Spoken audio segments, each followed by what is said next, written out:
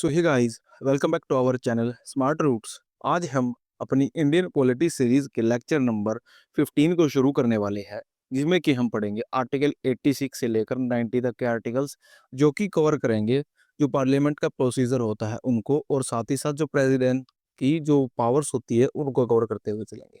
तो चलिए बिना किसी देरी के साथ हम शुरू करते हैं हमारे आर्टिकल नंबर 86 के साथ में। देखिए, आर्टिकल 86 क्या कहता है। So article 86 says right of president to address and send messages to parliament.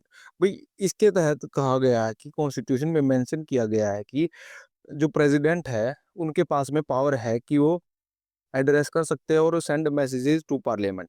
वो पार्लियामेंट को एड्रेस कर सकते हैं और उनके लिए मैसेज भेज सकते हैं।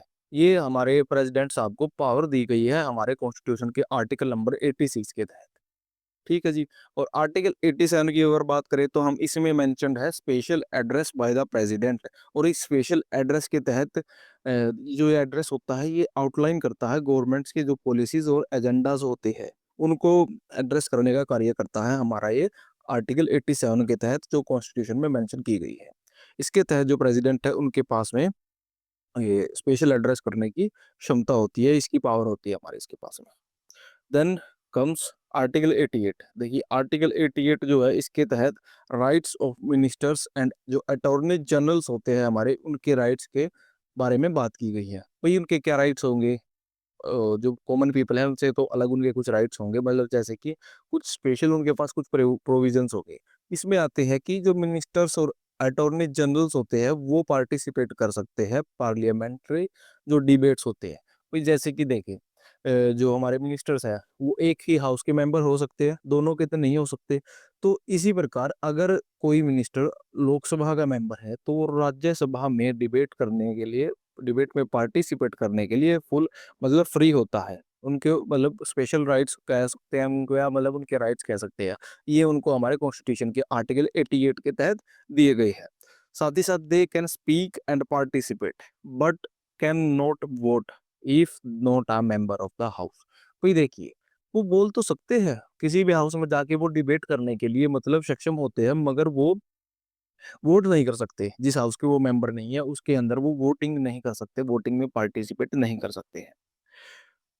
देन हमारा आता है आर्टिकल 89। इसके अंदर हमारे जो चेयरमैन है और deputy chairman of the Rajya Sabha है उनकी उनको लेकर के इसमें मतलब चीजें मेंशन है। जैसे कि वाइस प्रेसिडेंट है जो हमारे इंडिया के, वो एक्स ऑफिशियो चेयरमैन होंगे राज्यसभा के।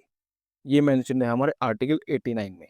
साथ ही साथ Rajya Sabha elects a deputy chairman from amongst it member. जो राज्यसभा है वो इलेक्ट करेगा डिप्टी चेयरमैन, अपने ही जो मेंबर्स है उनके ही अंदर से एक डिप्टी चेयरमैन सेलेक्ट करेगा राज्यसभा। ये दोनों चीजें कही गई है हमारे आर्टिकल 89 में। देन हमारा लास्ट आर्टिकल आता है आज के लेक्चर का, आर्टिकल नंबर 90। इसके अंदर हमारे जैसे कि वैकेशन मतलब सीट वैकेशन कैसे होगी, रेजाइन रेजाइन कैसे दिया जाएगा या रिमूवल कैसे होगा, कौन सी पोस्ट के बारे में है, ये हमारा डिप्टी चेयरमैन की पोस्ट के बारे में। सबसे पहले जानते हैं कि ही और she shall vacate his office if he ceases to be a member of the council.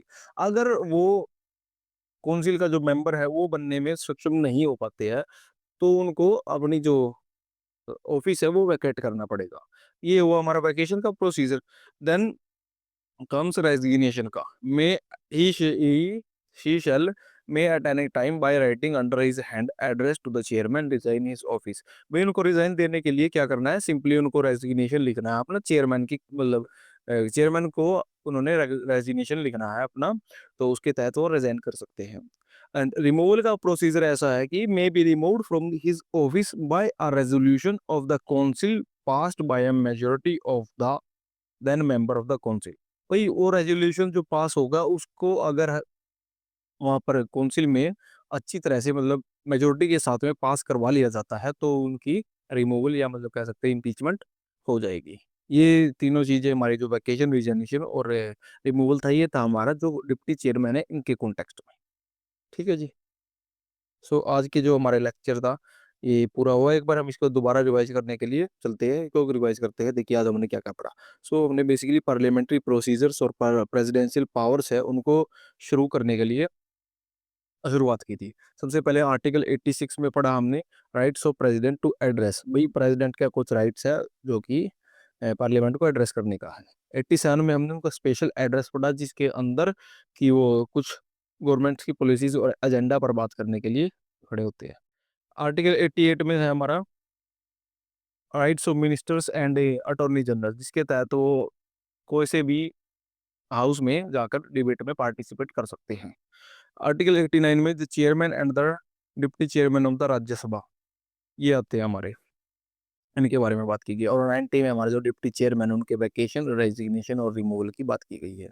सो चलिए आज के लेक्चर में हम इतना ही रखते हैं। अगर आपको ये लेक्चर या वीडियो पसंद आया है तो इसको लाइक करें, हमारे चैनल को सब्सक्राइब करें और अपने दोस्तों के साथ शेयर करना कतई ना भूलें। साथ ही साथ जो कमेंट बॉक्स है उसमें जाकर अपनी राय जरूर रखें। और तब तक के लिए शुक्रिया। मिलते हैं आपके नेक्स्ट लेक्चर में। हम उसमें पढ़ेंगे हम 90 से लेकर 100 तक के आर्टिकल्स के बारे में। तो चलिए बाय।